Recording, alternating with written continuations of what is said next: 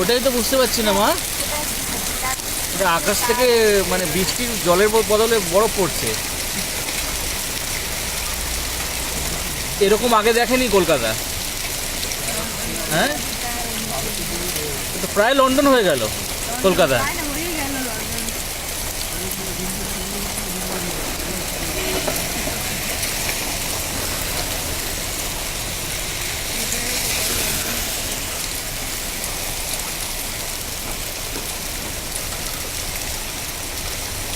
বাপ রে বাপ, এত বড় কলকাতা দেখেনি আগে।